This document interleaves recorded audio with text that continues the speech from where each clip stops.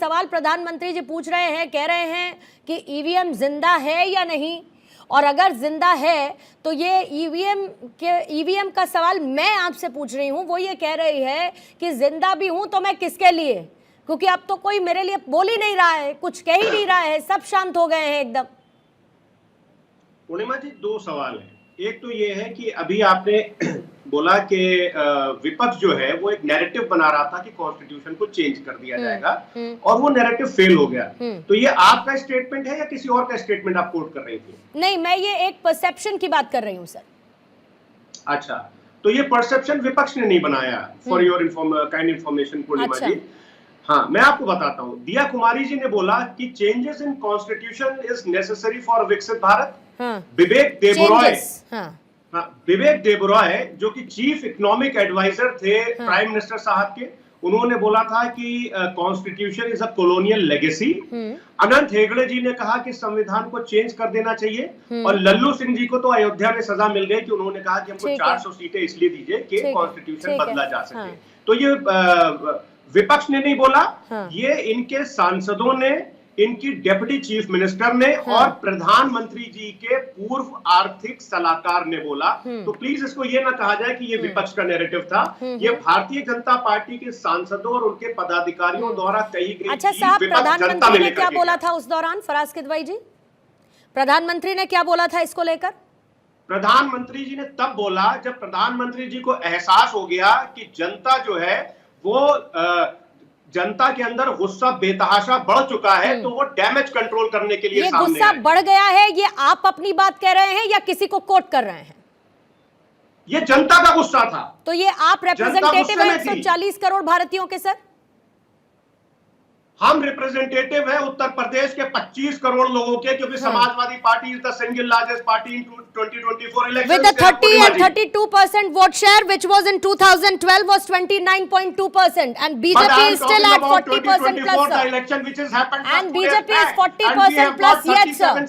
Despite of losing the seats, BJP is at 40%. You were in 2012 at 29.2% and in 2024 you are 30 to 32%. In 1952 there was no existence of Bharatiya Janata party. In 1984 कोई दिक्कत नहीं है sir, ऐसे ही तो सरकारें बदलती हैं किदवई साहब, ऐसे ही सरकारें बदलती हैं और यही लोकतंत्र की खूबसूरती है फराज किदवई, यही लोकतंत्र की खूबसूरती है फराज किदवई, यही लोकतंत्र की खूबसूरती है कि सरकारें बदलती हैं, जनता लोगों को मौका देती है। जनता ने इस बार एनडीए की सरकार को चुना, लेकिन आपने कह दिया कि ये जनादेश मोदी के खिलाफ है। कुछ तो सोचकर आपने कहा होगा। दूसरी बात पूर्णिमा जी, प्रधानमंत्री जी अभी बोल रहे थे कि ईवीएम का जुलूस निकाल दिया जाता है। अरे साहब, जनता ने आपके अहंकार का जुलूस निकाल दिया है। और आज प्रधानमंत्री जी जब अडवाणी जी से मिलने गए थे तो हमारे सूत्र बताते हैं कि अडवाणी जी ने उनसे कहा कि आप झूठ मत बोलना, वरना आपकी बार 240 नहीं खाली 40 पर रह जाओगे अगली बार। तीसरी बात पूर्णिमा जी, कि पिछले 10 साल के अन्याय काल के बाद जनता ये नहीं चाहती थी कि इनको पूर्ण बहुमत मिले, इसीलिए इनकी पॉलिटिकल और मॉरल डिफीट हुई है। और पूर्णिमा जी, अब देखिए आ जाते हैं सरकार चलाने के ऊपर। ये जो 2 बैसाखियों के ऊपर सरकार चल रही है, मेरे कुछ सवाल है भारतीय जनता पार्टी से। फराज किदवई साहब, मैं ये कह रही हूँ आप सिलसिलेवार तरीके से चले और उसमें कुछ भी ऐसा नहीं है जो कि फैक्ट है, सिवाय आपने कुछ स्टेटमेंट्स कोट किए संविधान को लेकर, जिसमें एक ने संविधान संशोधन का जिक्र किया और किसी ने बदलने का जिक्र किया, जिसका जवाब जेटली साहब देंगे।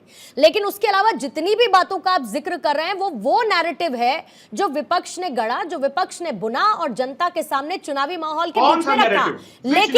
लेकिन सर कुल मिलाकर आज का जनादेश ये कहता है कि सरकार एनडीए की बन रही है और आप लोगों की नंबर ऑफ सीट्स उतनी नहीं आई कि आप लोग सरकार बना सके। इससे बड़ा फैक्ट तो कोई है नहीं आज की तारीख में। अब इसके बाद आप वही राग अलापते रहिए जो चुनावों के दौरान अलाप रहे थे, उन्हीं बातों का जिक्र करते रहिए जो चुनावी रैली में कर रहे थे। तो what difference it would make? Nothing, नील बटा सन्नाटा सर। अरे सर मैम, कुछ सुनिएगा ना पहले। यह भी फैक्ट है कि प्रधानमंत्री जी 56 इंच का सीना दिखा करके बोल रहे थे कि हम 400 सीटें लाएंगे, लेकिन कितनी सीटें आई? 240 सीटें। आप भी तो 285 कह रहे थे सर, आ गई क्या 285? पूर्णिमा जी, प्रधानमंत्री जी, ठीक है फराज किदवई साहब, मेरा आपका एक काउंटर कंटिन्यूअस देखिए चलता रहेगा। जरा दो मेहमान और हैं, उनके पास मुझे जाने दीजिए, फिर उसके बाद बाकी चर्चा करते रहेंगे बचे हुए समय में। गुलाब चंद दुबे जी आपके पास आते हुए, शिवसेना शिंदे गुट के हैं। गुलाब चंद दुबे साहब, सब कुछ ठीक चल रहा है? फिर से सवाल इसीलिए पूछना मेरे लिए जरूरी है क्योंकि कहीं कहीं से खबरें आ रही हैं, जैसे फराज किदवई के कुछ सोर्सेज थे, ऐसे ही हमारे कुछ सोर्सेज इधर उधर से निकल आते हैं। क्या संभावना है, क्या वापस से मिलन होने जा रहा है उद्धव गुट का, शिंदे गुट का? क्योंकि महाराष्ट्र में चुनाव है और जाहिर है कि स्टेट की पॉलिटिक्स को आप लोग अपर हैंड देंगे, इसमें कोई दो राय नहीं है। जी जी पूर्णिमा जी, राजनीति के पटल पे किसी संभावनाओं को कभी नकारा नहीं जा सकता निकट भविष्य में। रही बात वर्तमान समय में, यही कहा जा सकता है कि जो हमारा मिलन और जो हमने आज आदरणीय एकनाथ शिंदे साहब के द्वारा उस सदन में, हमारे जो सदन के नेता आदरणीय श्री नरेंद्र मोदी जी जो आज चुने गए, फिलहाल हम उनके साथ किसी से मेल जोल होने की राजनीतिक पटल पे संभावनाओं को नकारा नहीं सकता, वो बात की बात है। अभी मैं किदवई जी सुन रहा था, मैं ये कह रहे थे कि आदरणीय नरेंद्र मोदी जी 56 इंच छाती लेकर के ये तमाम ऐसी किंवदंतियां बात कर रहे थे। 56 इंच नहीं, 60 इंच।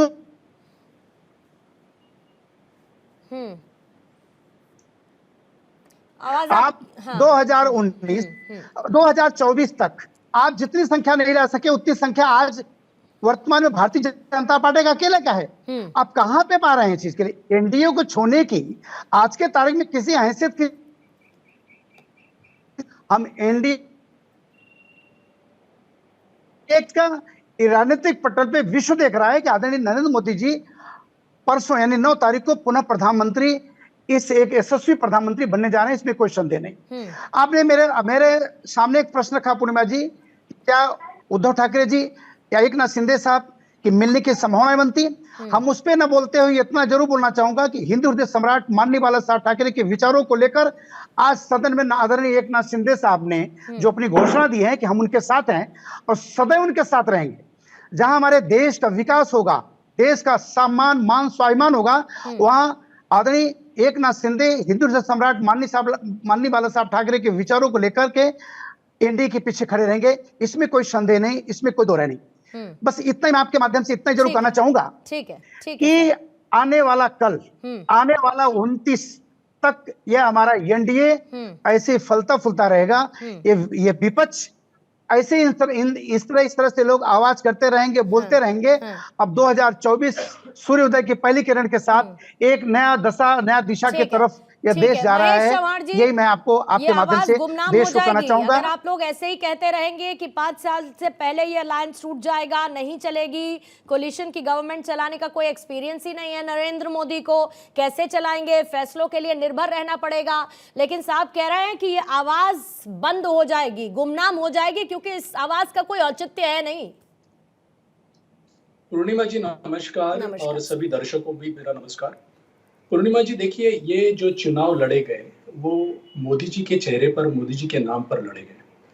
इतना होने के बाद भी जनता ने उन्हें 240 पर सीमित कर दिया। उन्होंने जो मोदी जी कह रहे थे कि उनको 370 पार सीट चाहिए, उन्हें सिर्फ 240 तक जनता ने सीमित कर दिया। इतना कि मोदी जी जहां वाराणसी में खुद खड़े थे, वहां 4 लाख 4.5 लाख वोटों से वो जीत के आते थे, वहां पर उनको सिर्फ 1.5 लाख की बढ़ोतरी मिली। दूसरी बात मैं ये बोलना चाहता हूँ कि अयोध्या में राम मंदिर बनाने के बाद भी बीजेपी को अयोध्या में हार स्वीकारनी पड़ी।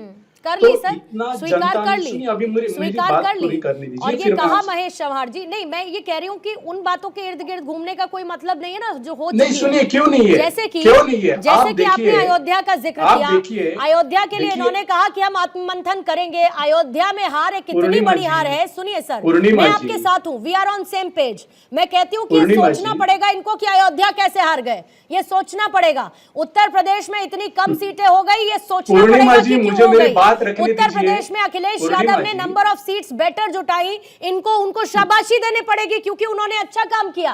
महाराष्ट्र में जो पार्टी टूटी उसका नुकसान हर किसी को हुआ, ये आपको भी सोचना पड़ेगा। पूर्णिमा जी, आप एक पत्रकार है, आपको जनता सुन रही है, आप सिर्फ बीजेपी की साइड से रहोगी तो वो सर, अच्छा मैं फैक्ट्स नहीं कोट कर रही हूँ। हमारी, हाँ, वो तो फैक्ट्स हमें अगर आपके बात अगेंस्ट कंप्लीट है तो करने ये दीजिए मेरा ना। प्रॉब्लम नहीं है। आप पूर्णिमा जी, हमें मैं बात तो फैक्ट्स कंप्लीट कोट करने कर रही दीजिए। हूँ, आप मैं बीच फैक्ट्स में कोट टोक कर रही दीजिए। हूँ। एक तो अगर मैं मेरे ये पास कहती हूँ महेश चव्हाण की अयोध्या में ये हार गए और इनको सोचना पड़ेगा कि ये क्यों पूर्णिमा हारे, जी, अगर ये पूर्णिमा बीजेपी जी, की लैंग्वेज है अरे तो फिर आप मैं आपका विपक्ष कुछ की नहीं कर बात तो सकती। सुनिए, मैं फिर विपक्ष की इसमें आपका बात तो कुछ नहीं जनता कर तक सकती पहुंचने सर। दीजिए। हाँ पूर्णिमा जी, विपक्ष की बात जनता तक पहुंचने दीजिए, इतनी मेरी आपको रिक्वेस्ट है। अभी सुनिए मैं क्या कहने चाह रहा हूं। बोलिए। जनता ने इनको 240 तक सीमित रखा। जनता ने नरेंद्र मोदी जी को 4.5 लाख से 1.5 लाख मतों तक लाकर रख दिया। जनता ने इनको अयोध्या में हरा दिया। ये इतना होने के बाद आज अगर अहंकार कम होने से अहंकार अगर बढ़ रहा है मोदी जी का, तो उनको इस पर सोचना होगा। आप सुनिए, मेरी बात रखने दीजिए, जो बाद में कहना है आपको प्लीज कहिएगा। अभी आज देखिए, जनता ने उनको यहाँ लाने के बाद आज उनको पता चला कि आज हिंदुत्व प्रथम नहीं है, आज राष्ट्र प्रथम है। ये बात उनको कहनी पड़ रही है।